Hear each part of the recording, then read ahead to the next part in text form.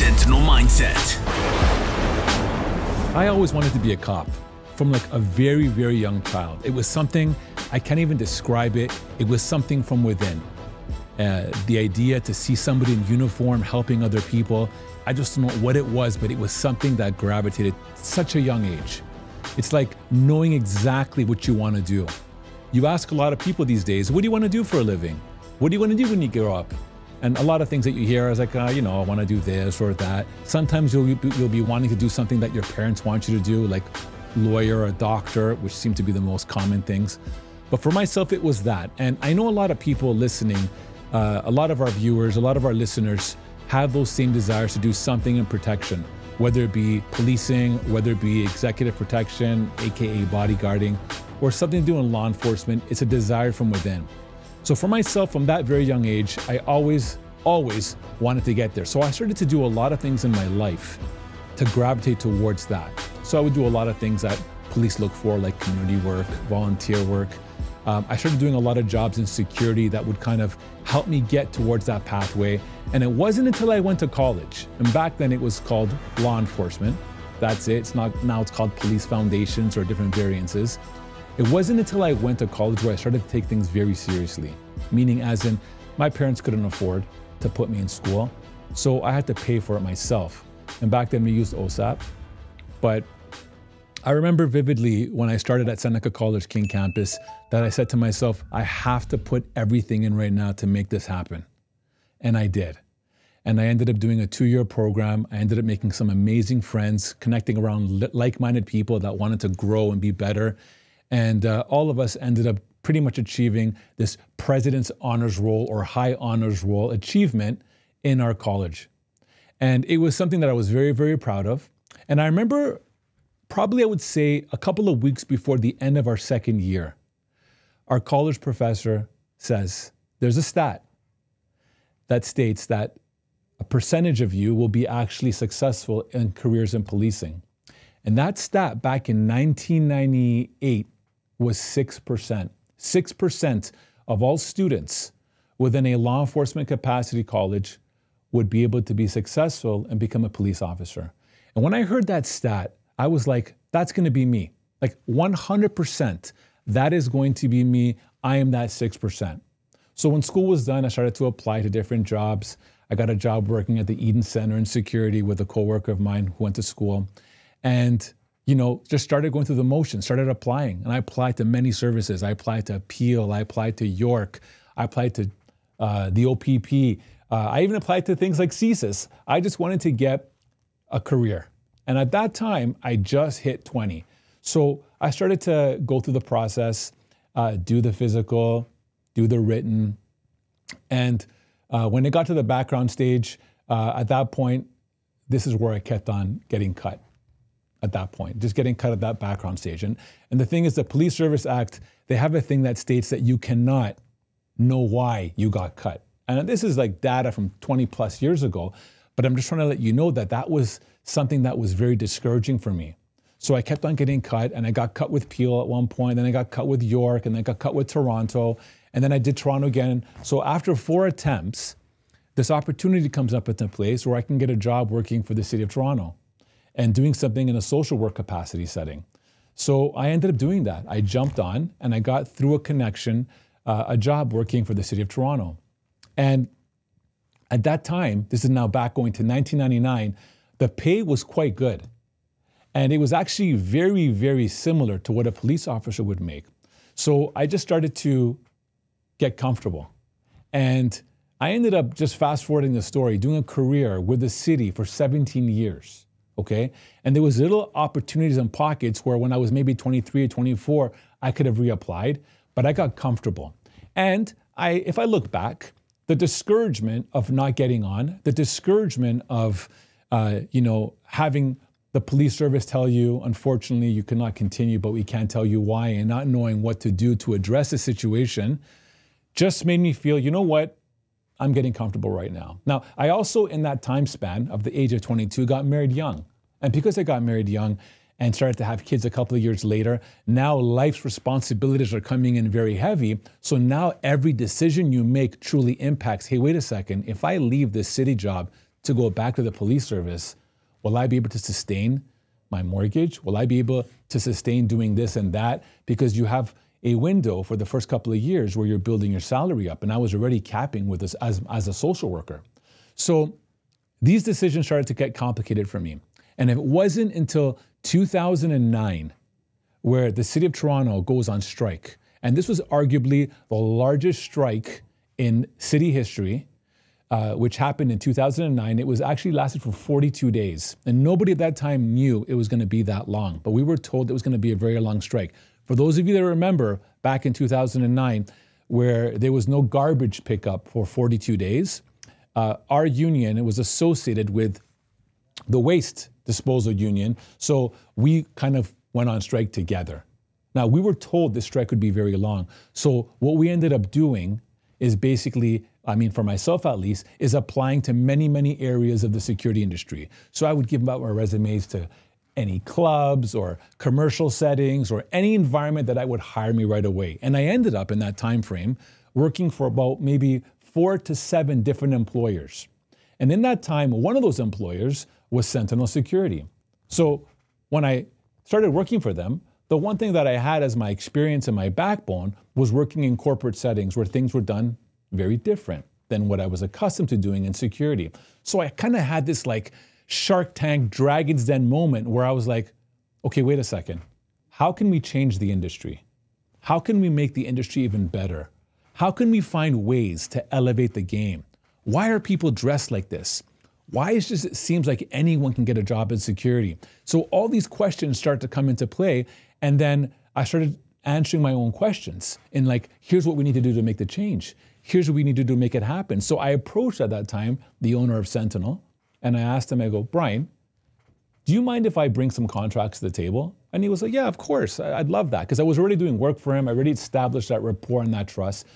I started bringing these contracts to the table. And I did that with a person that introduced me into that, and his name was Miguel. He introduced me to Sentinel at the very beginning. So together, we started to tag team, and we started bringing contracts to the table. And at the end of the day, we started to lose them very quickly. Why? Well, because the personnel that Sentinel had at that time were very weak. So we had to go back to the table, find better people. There's a saying that's always echoed around our circles. It's hire good people, pay them well, expect a lot. And we started to put a lot of applications in place. And really, over the next couple of years, we started to transform the identity of what Sentinel was. Now, I want you guys to remember one thing here. I started off this, I wanted to be a cop. To this day, I'm 47 years old right now. To this day, I still have that desire. That desire has never left me. It's never shaken from me. And it wasn't until I realized that it's not that I wanted to be a cop, just I wanted to be a protector. I wanted to help other people. And the beautiful thing is about life is sometimes you never know where you're going to head in life. You're going to start one way and you're going to end another. You may be hearing this right now or watching this saying, you know what, I want to be a police officer too. But let me tell you something. Life may not give you what you're looking for. You may be in a situation where you want this so badly, but it was never intended for you. And I've been doing a lot of thinking as of late. In fact, as you get older, you just start thinking about basically the cycle of life. You are born into this earth. Depending on how you are raised and what the value systems are, you then go to school. And then depending on how well you do in school, then you go to a higher level of school. And depending on how you do there, that determines what job you get. And depending on what job you get determines what kind of life you have and what kind of life you will live. And then so forth and so forth and so forth. One day you might be looking at yourself thinking, oh my God, where did time go by? What have I done with my life? And this is a question that I have asked myself, and this is a question that I've heard over the years from many people. But the reason why I wanted to share this with you, this origin story, is because sometimes what you think is going to be best for you is not at all. Sometimes where you want to go in life, at the end of the day, the higher purpose may say, no, that's not what you're going. But you got to be able to roll with the punches. And at the end of the day, you got to be able to have a plan B or a backup. In my case here right now, I was able to, through entrepreneurship and a desire to make something change, look for an opportunity to basically have what Sentinel is today. And the thing is, it wasn't very clearly defined what Sentinel was to me when I kicked in 2009. It wasn't really until 2016, as we started to see over many, many years, so many people that are coming into the organization wanted to become police officers. And the thing is, when you know something, when you know a path that you've pretty much walked, and you know people are walking that same sort of path, there's nothing better than being able to give people advice and shared wisdom to help them avoid the same mistakes or issues that someone may have gone through, like myself. So because I recognize that so many of our people wanted to get there, and I also recognize that so many people have these major obstacles, one of the biggest ones is the mindset. How can we create something within the organization that would help people achieve that? And we created a lot of programming and a lot of platforms and created places like the Arena, which is a law enforcement training facility. But at the end of the day, it's something to help our people. And the thing is, I may have not wanted to be a police officer, but the work that we do at Sentinel is inspired and full of passion and purpose to help others get towards their goals. Now, you may have no desires to get into policing. You may want to get into anything that's your heart's desire, whether it be a musician or whether it be an accountant or whether it be a stepping stone to get there. The reality is, whatever you want to get to, you have to be able to put certain fundamental things in place to make sure you're successful, to make sure you're professional, to make sure that you're punctual, to make sure that you have a skill set that matches the job that you are doing. I tell people all the time, if the work at Sentinel, if you're looking at it as in just a job, then literally it will become just a job. If you're working at a construction site and you're supposed to be putting up drywall, or it's something labor intensive, or you're supposed to be moving rocks from point A to point B, at the end of the day, if you don't do the job effectively and properly, that means that you are not putting it all in. You're not giving it your all. And if you're not giving it your all for this task that you may see as irrelevant, that behavior is going to be learned into your system, and you're going to carry those traits potentially for the rest of your life. And the purpose of today, guys, is to make sure you understand that if you're doing something, do it in excellence, because that is going to be the result of your success. You wake up in the morning. Why? Why do you wake up in the morning? If you finish school and you're looking for a job, it's a job you may not enjoy, you may start realizing, I hate my life. I'm just telling you experiences and things that I've heard from people. What are you going to do to change the narrative of that? If you fail, why don't you just get back up and push? Because it's your mindset. And again, even the platform of the Sentinel mindset, what you are listening today, was designed for our people so they can be inspired through shared experiences, through shared failures, to help them achieve greatness. And you know what the funny thing about life is? As I said, I'm 47 years old. You are always trying to find the best ways to perfect and make things proper. And you learn a lot as you go along. And again, for us, I want you to know, you today listening, to be encouraged in the words that I'm saying right now, because you may be going through what we call a wilderness experience, where you're just basically going through a journey that you do not know exactly where you're going to end up. But if you have fundamentals in place, like I described, these things will help you maintain whatever you're doing in the highest level of excellence. My purpose when I wake up every morning, and it's the only thing that drives me out of bed, is what can I do to help change the narrative? What can I do to help get someone on the path of success? As long as you want it, anything is possible.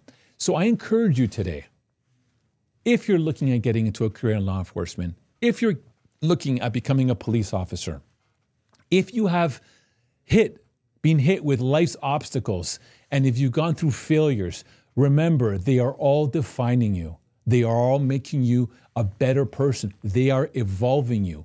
And the key here is this: if you are uncomfortable in a situation, that is good, because that is the only way you're going to be able to get out of that situation, is if you experience discomfort. And then from there, you know now feeling, I don't want to feel this anymore. What am I going to do to change the narrative?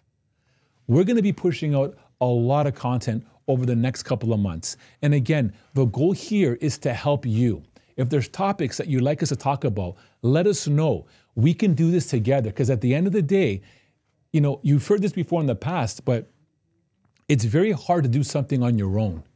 But when you reach out and ask for help, that actually is a rarity. Because a lot of people, maybe it's pride, maybe it's embarrassment, whatever that situation is, when you don't reach out to ask for help when you need it, it can only sink you.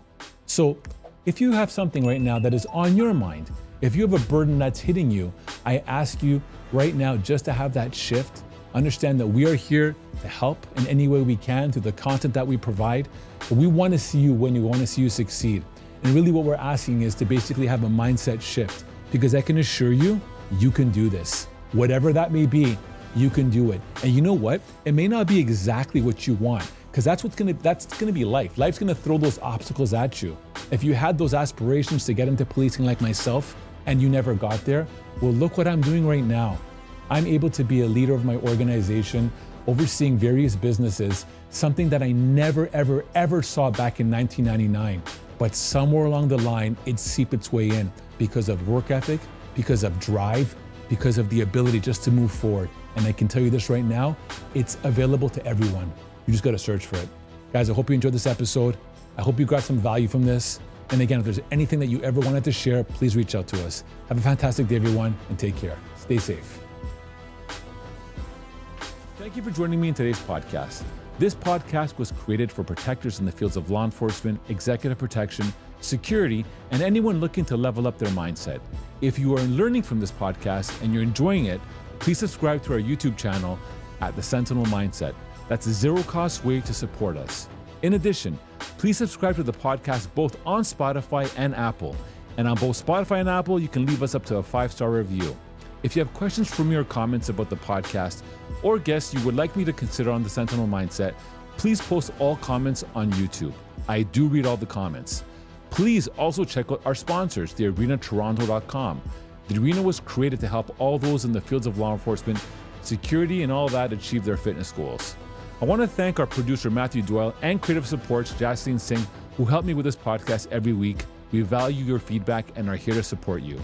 Tune into the Sentinel Mindset every week, where we look in the mirror to make real changes and explore what it takes to achieve greatness in your craft. This podcast is brought to you by Executive Protection Lifestyle Canada. Make sure to drop by next week and don't forget to subscribe.